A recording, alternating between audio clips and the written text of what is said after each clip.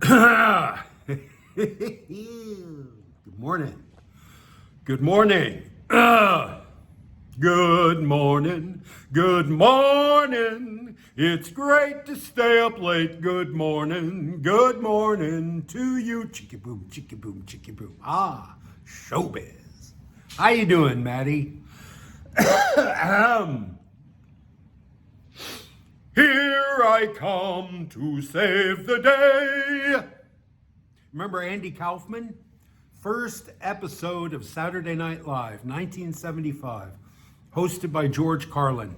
Andy Kaufman comes out on stage with a little kid's record player. He puts that record on it, the theme song to Mighty Mouse. And he just stands there awkwardly looking at the audience while the song plays. And then he gets to the chorus, and all of a sudden he snaps into action. He adds a hand gesture and goes, "Here I come to save the day." And then he goes right back to just staring at the audience. Pure performance art, high concept. He's not doing stand-up. He's not doing a monologue because he's not speaking. It's pure performance art, like a busker on a subway. It's gorgeous. You'll never see that now on American broadcast TV. The broadcast networks are dying. Nobody under 50 sits on their sofa and looks at their TV anymore.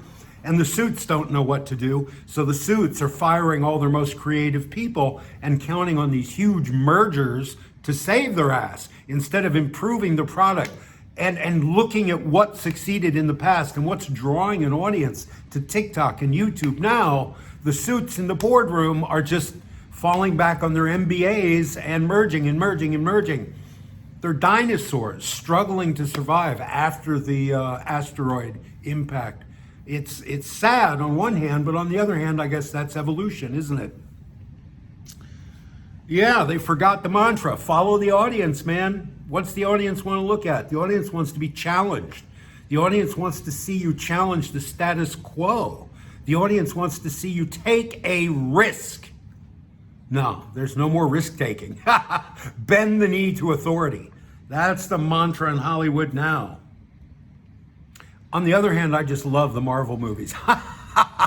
They're pure crap, and I adore them. They're fantastic crap.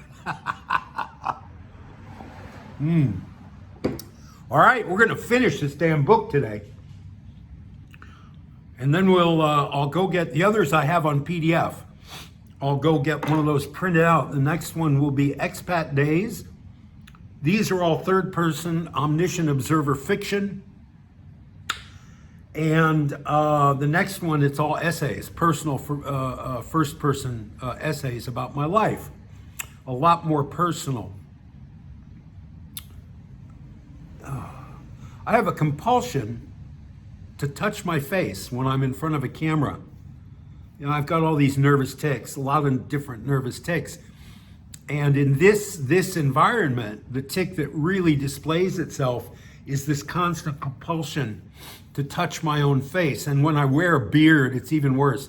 That's why I stopped wearing the beard. I hate shaving. But if I have a beard, I'm just constantly doing this. So I'm deep, dude, I'm complex. The loneliness of the long-distance sailor. You know how you meet people? People will come through Padia and you'll meet them and you'll know them for a month or 6 months, and then they disappear. So there was this couple, very wealthy American couple on Phuket in the 80s for about 6 months, and they had a little girl. And I so pitied this little girl because her parents were so focused on themselves and what they wanted. In Thailand, it was like the 5th country this little girl had lived in. She was only 6 or 7 years old. And they would come eat at the boathouse where I was working. And they'd sit at that table. I suppose today they'd all three be staring at phones. But they would sit at that table and look out at the ocean and never speak to each other. And that poor little girl would sit there all alone, no friends. You know, nobody to talk to, no toys, nothing to play. She'd just sit at that table virtually alone, sitting with her two parents, but virtually alone. God, I felt sorry for her. And then they left, and I got a postcard from Mexico. They had gone to Mexico. And, typically these people, after they leave, they badmouth Thailand. This is what's wrong with Thailand, blah, blah, blah, blah, blah, blah, blah. Yeah, what's wrong is you're fucked up, bitch. That poor kid. That kid's in her 40s now, isn't she? I guess I can stop feeling sorry for that little 40-year-old girl. Yeah, wherever she is, whatever she's doing.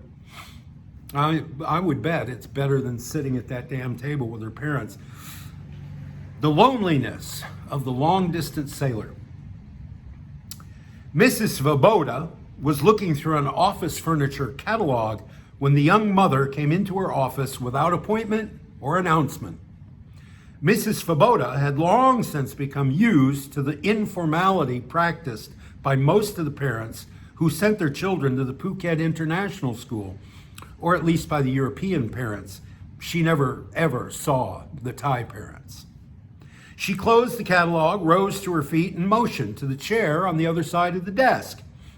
"Won't you have a seat, Mrs. Duffy?" she said.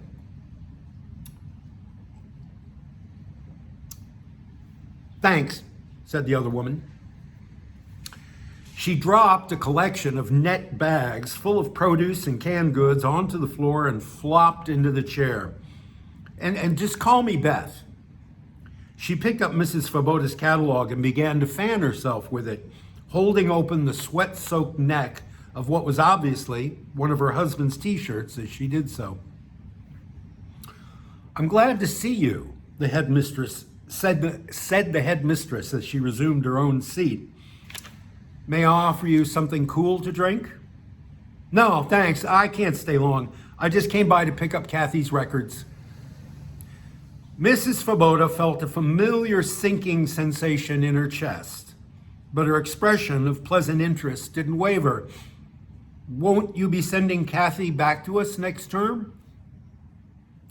The young mother tossed the catalog onto the desk and leaned back in her chair, pulling her long, wet hair up with both hands and twisting it into a knot on the top of her head. She held this knot with one hand, and with the other she picked up the catalog again and began fanning the back of her neck. No, we're going to take off for Manila. The charters have been lousy this year. Too many yachts working on Phuket already. We really should have stayed in Bali, but what the hell. They say Vietnam's going to take off in a couple years, and the sailing's terrific up there, they say. She gave the headmistress a wry grin and shrugged her thin shoulders. Mrs. Svoboda looked at the woman opposite her and, with an effort of will, folded her hands gently on her desk. "If you tell me where Kathy will be studying next term, I can send the transcripts directly. That'll save you the trouble." The young mother let her hair fall and tossed the catalog on the desk again. She held her arms out like wings and began picking at her shirt where it was stuck to her sides with sweat. "Yeah, we don't have any idea where she'll be next year. Probably some missionary school, I guess. Just give him to me. I'll take care of it." She dropped her arms and looked at her watch. "Geez, look at the time. Jeff will kill me if we miss the tide. He wants to leave with some Brits and a trimaran to go through Malacca together. Scared of pirates." Mrs. Svoboda picked up a letter opener and began to trace small circles on her desk blotter with it.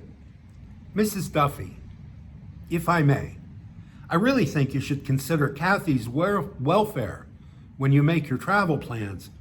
You must know, since you've been packing her a spare set of underwear every day, that she's having socialization problems here at school and..." The young mother interrupted her. "Listen, there was nothing wrong with Kathy until she went to your damn stuck-up academy for young aristocrats. She was perfectly happy in the native school in Bali. No nightmares, no wetting herself, and she had plenty of friends, too." Mrs. Svoboda laid down the letter opener.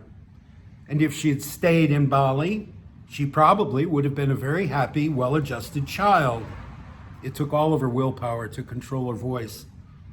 "If she stayed here, she most likely would overcome her problems with time and with support from you and your husband and the staff of this school. But all of this transience has her scared, Mrs. Duffy. After all, a 7-year-old child growing up alone on a boat in a succession of foreign countries. "Is having the time of her life," shouted the young mother. She got to her feet and leaned over the desk. Mrs. Svoboda could smell the other woman's sweat now, along with cigarette smoke and brine. "My daughter's not living alone. She has 2 parents who love her, and she's having life experience other children only get from books." And at this point, Mrs. Svoboda lost her self-control. She looked up at the other woman, and in her most vicious voice, she said, "That's good, because Kathy can't read." The young mother stood up straight and said quietly, "That's not our fault. It's your job to teach her to read." She reached down and picked up her shopping bags, kicked the chair out of her path, and made for the door.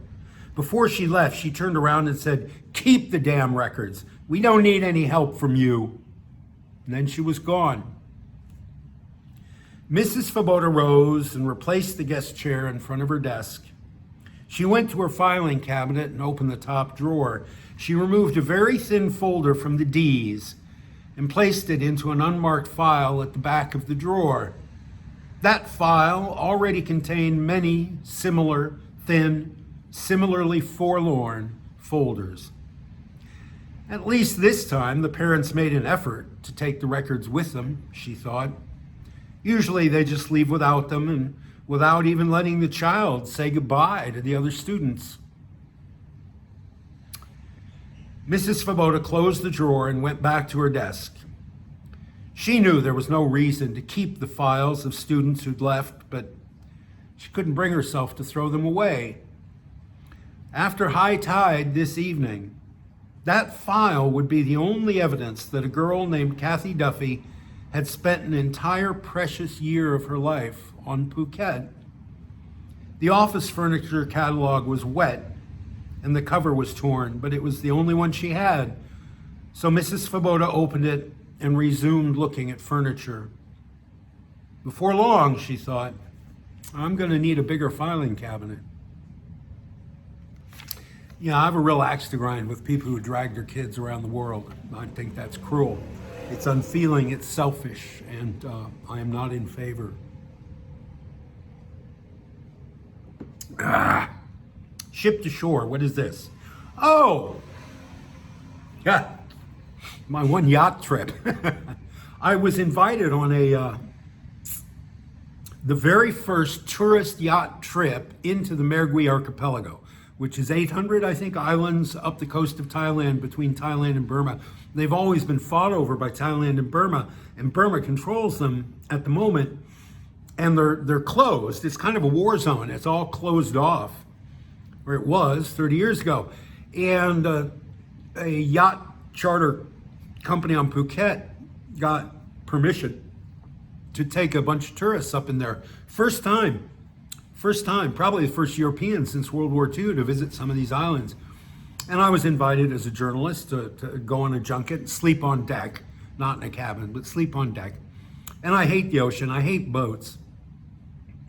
But it was a free trip and something to write about for the newspapers, and I got paid very well. I sold that story to the Christian Science Monitor. In my writing career, I sold 2 stories to the Christian Science Monitor, which was at that time the newspaper that had the largest circulation of any newspaper in the world.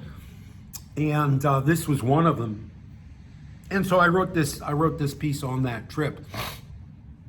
Ship to shore.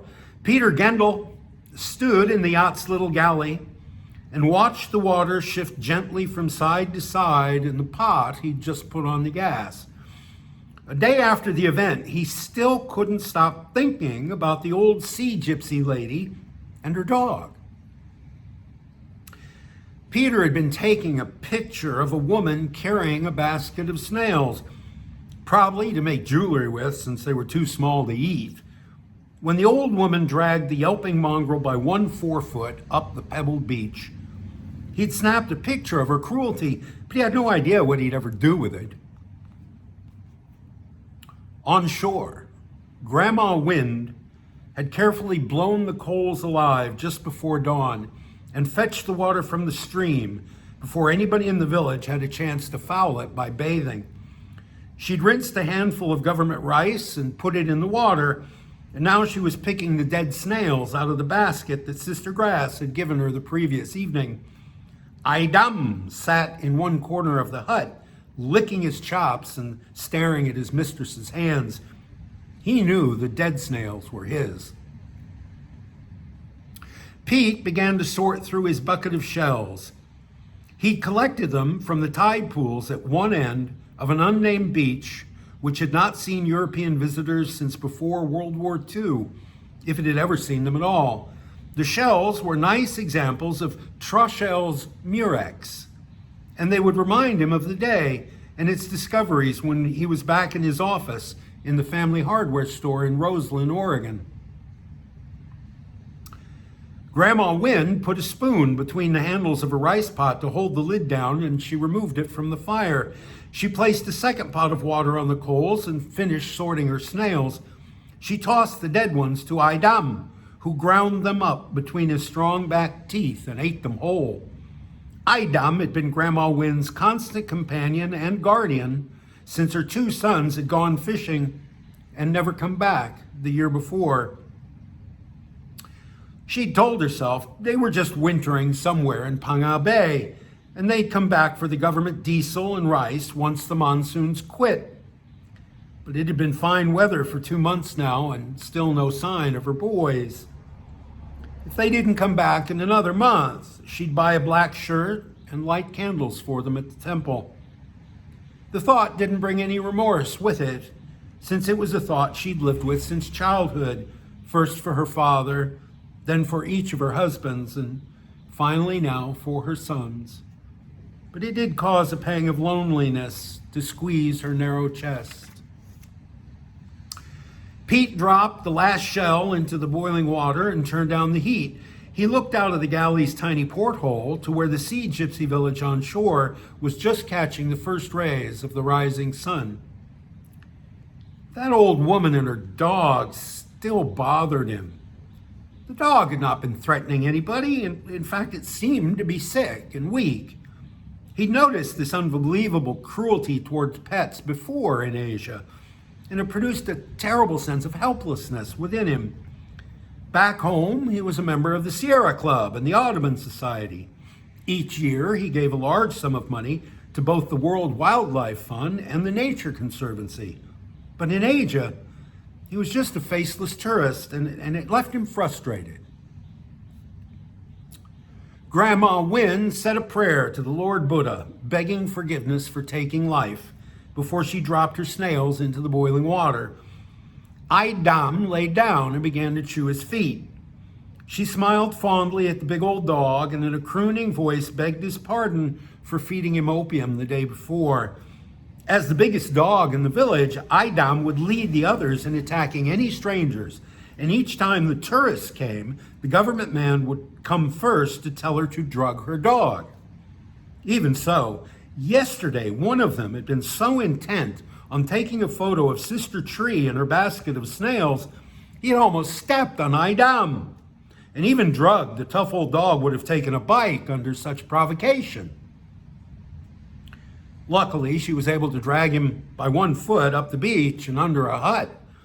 She didn't know what she'd do if the government man shot her dog. Pete turned off the gas and poured his shells out into the colander that the cook used to make spaghetti.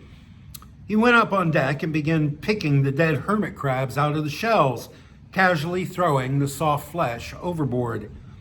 He looked over at the sea gypsy village, coming to life now as the sun came up out of the sea, and he wished he knew how to tell the old woman she didn't need to be so cruel to her dog. Before Grandma Wynne sat down to her day's single meal, she lit a stick of incense at her small house shrine to thank the gods of her ancestors for their bounty. She put some precious fish sauce into her bowl of rice and began to pick the snails out of their shells. Idam was smiling at her, and she smiled back.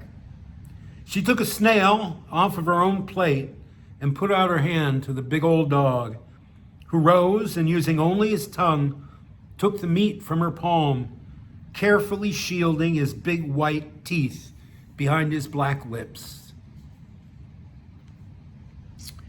East is east and west is west, and there the twain shall meet. Little Women. What's this about? Oh, this is the last story in the book. I really like this story. There are two that I really, really love. Both of them focused on Thai women in this book. One was A Star is Born, which I think from your email this morning, you appreciated as well. And this one, Little Women. And, it's very difficult for an old white man to put himself in the head of a young Thai woman, or an Asian woman of any age, I suppose, and to speak for that character. It's very difficult. And when you can pull it off, you feel a little sense of pride. And I think I did okay in this one. Little Women. Namon, Raindrop. Namon was picking an ice cube from the bottom of her second glass of iced tea when Phuket finally showed up. Namon jumped to her feet and bowed to the older woman as Phuket flopped into the blue plastic stool opposite her. "I am pleased to see you, Phuket," said Namon.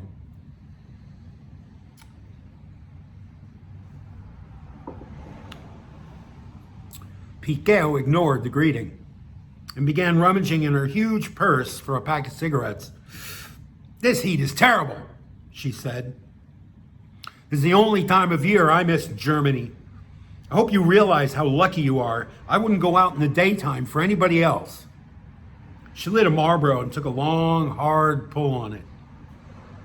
She rattled the thick gold bangle bracelets on her wrists and pulled her chemically reddened hair away from her face. Namon had been in elementary school when Phuket had been in Europe, and the whole 3 years she'd only received 2 postcards. They'd both been full of complaints about the weather, the food, the people. But, Namon said, "I'm always happy to see you, Phuket. I just wish we could meet more often." She began to sit down, but Phuket said, "Wait, let me look at you." Namon stood up as straight as she could and smoothed her long black skirt. Despite the fact that school was on holiday, she'd worn her school uniform because she knew Phuket liked to see her in it. She had changed in the ladies' bathroom at the bus station after the trip from Nakhon Sawan. And she'd spent 10 minutes brushing her hair until it glistened like satin. She was 17 years old and she'd never worn makeup. "You're turning into quite a beautiful woman," said Phuket, without a smile, and with more than a hint of jealousy in her voice. She stubbed out her cigarette and immediately lit another one. I suppose the boys are chasing after you like a pack of dogs already. "So how were your grades this year?" She motioned for Namon to take her seat with one hand and waved to the serving boy with another. Without waiting for the boy to come to the table, she shouted at him to bring her a pint of whiskey, ice, and soda. There was a beeping from Phuket's bag, and she took out a pager and checked the number on it. A pager.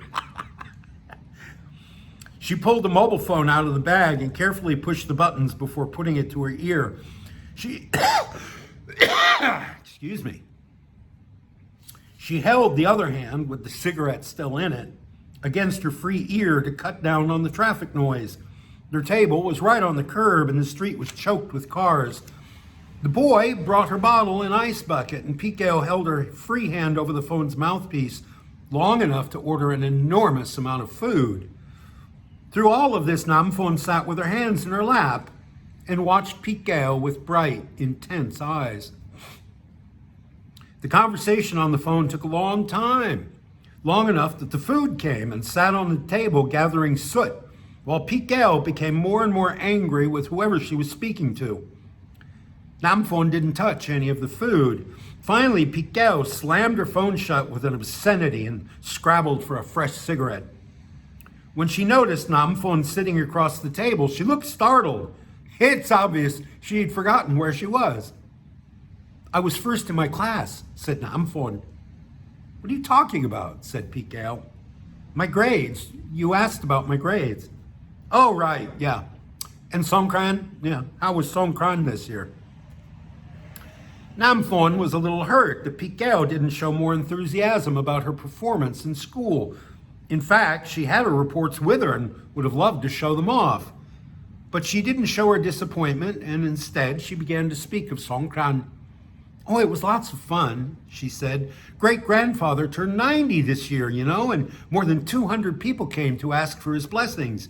Nong Mei has twins now, and Pete Jiep has a new car, a Japanese model.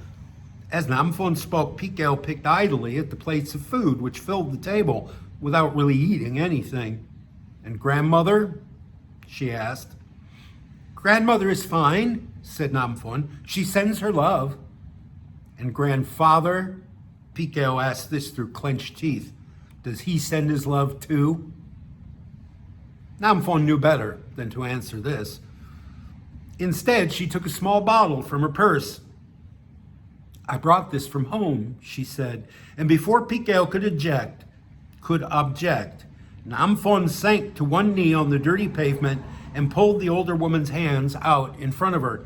She placed her own hands in front of her face, said a quick blessing, and poured the scented water over Phuket's hands.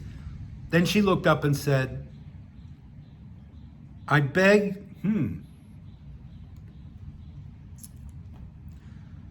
Then she looked up and she said, I beg to give you health and happiness, long life and all blessings, mother.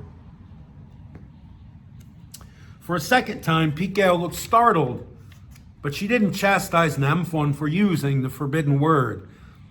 Instead, a look of sadness crossed her features, and she put her wet hands on the young girl's head, smoothing her hair with a tiny, timid motion.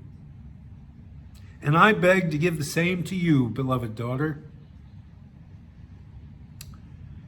Then Phuket stood up so quickly that Namon was almost knocked backwards into the street. Phuket grabbed her bag and threw her cigarettes, phone, and pager into it, adding the pint of whiskey as she turned from the table and strode away.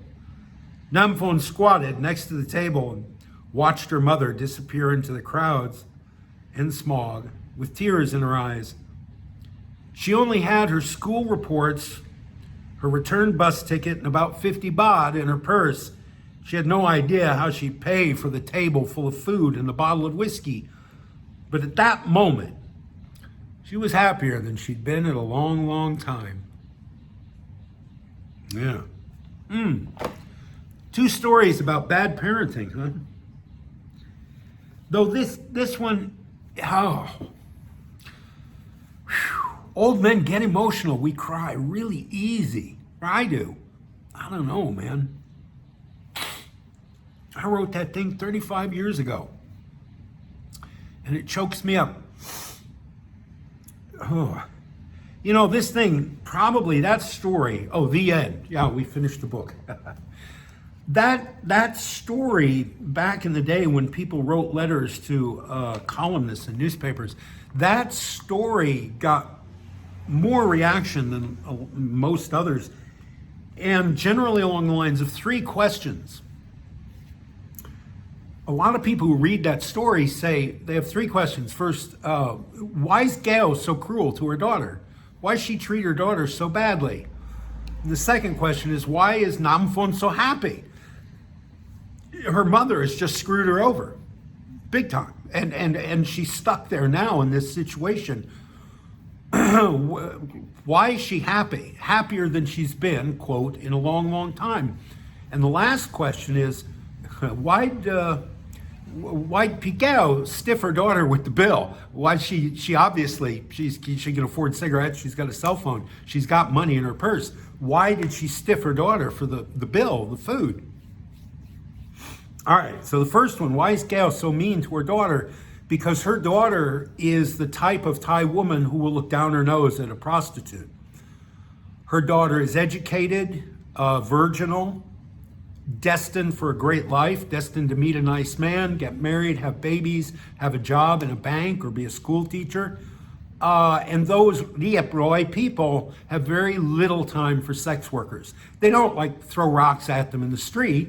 Well, down in the South, they would. In the Muslim villages, they would throw rocks at a prostitute. But, you know, for the most part, her daughter has become the type of woman that Pete Gale has to avoid, to the extent that she will never meet her grandchildren. She will never meet her son-in-law. Her daughter will never introduce her to the family she marries into. Her daughter will never invite her to a graduation or to a party for an advancement at work. This is likely the last time she and her daughter will really share a moment in the same space together. And she knows this. She knows that her daughter is growing away from her, as all children do. But in this situation, her daughter will really, from now on, from the age of 17 going forward, avoid her mother, avoid meeting her mother face to face, being seen on the street with a prostitute. Her daughter, her reputation won't be able to handle that. She has to avoid that kind of thing. And this is what Pete Gale wanted. This is why she's been a prostitute, to pay for this little girl to go to school, to pay for the food and the uniforms and the books and the pencils and the paper, and to pay grandma to raise her child for her. This is the result that she expected and worked toward. And because of this result, she will probably never see her daughter again. So that's why she's mean to her. She's angry, and she has, like any bar girl, she just lashes out. You know, in the bars, the first thing you learn is, like in prison, go up to the biggest, toughest whore in the place and punch her in the face. Be tough, man. Be strong. Be tough. Be aggressive. Be courageous. Be brave. Fear nothing. And act out your emotions immediately. Wear your heart on your sleeve. And act out every emotion, positive or negative. Be quick to laugh and quick to cry. And quick to be cruel, and sometimes they are generous. You know, they'll give money to a little girl selling flowers or something like that, to a monk. They'll go out and give alms to a monk. But the bar life teaches you very quickly, I think, and again, an old man putting himself in the head of a young woman, a young Asian woman, I think it teaches you to be very, very hard. So that's why she's mean to her daughter. It's gonna rain like hell. I gotta finish this up quick because it'll be very loud. The windows are open. Second question is always, why is Namon so happy? She's happy because she knows she's done what her mother expected of her. Her mother's behavior toward her, she recognizes as her mother recognizing that now she is Rieproi, she is high so. Not quite high so. She's from Nakhon Sawan, so not high so, but she's a good girl, and she's going to remain a good girl, and she will look down her nose at sex workers.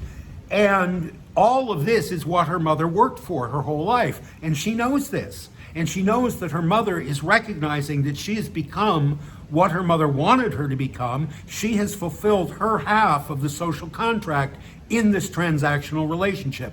All relationships in Thailand are transactional, including mother and child.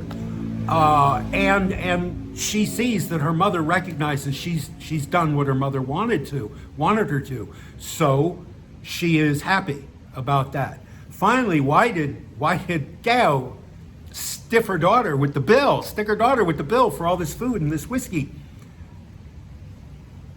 Because that's the last lesson she can teach her. It's the last gift she can give her daughter. She wants her daughter to experience what it's like to have a bill to pay and have no money, and be desperate and alone in a city where you know nobody, and you have no job, and you have nowhere to go to find a job. You don't know what to do, and there's a man standing over the table demanding money. She has felt that way every single day since her daughter was born.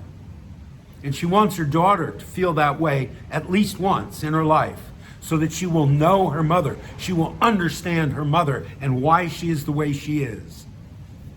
It's a gift. All right, that's it, dude. That's the end of this book. Oh, he used, the publisher used the back pages to sell some of his other terrible, terrible books. This one, My Name Lon, You Like Me? Boy, that's a terrible book. And it sold millions of copies, because look at the cover. My Name Lon, You Like Me? That's a photograph of, I think, a 15-year-old bar girl. Experience preferred but not required. English teachers in Thailand. Siam smiles. Christ, it's crap. My name long, you like me. Again, an old white man trying to put himself in the head of a Thai sex worker, an underage, a 15-year-old Thai sex worker, and telling her story in first person as if she is speaking her story. Oh, geez. And did a terrible job. Sold millions of copies, of course, way more than my books. And people say, Steve, you critique these books because you're jealous of their sales. Fuck yes, I'm jealous of their sales, but that's not why I call them trash books. They're terrible books. All right, I'm going to go today. I've got the PDFs for the other books. I'm going to put one, Expat Days, on a thumb drive, take it to the print shop, and we will start reading Expat Days. Again, thank you, Maddie, for suggesting this. I'm enjoying this a lot. You have a great day, bud. Talk to you later.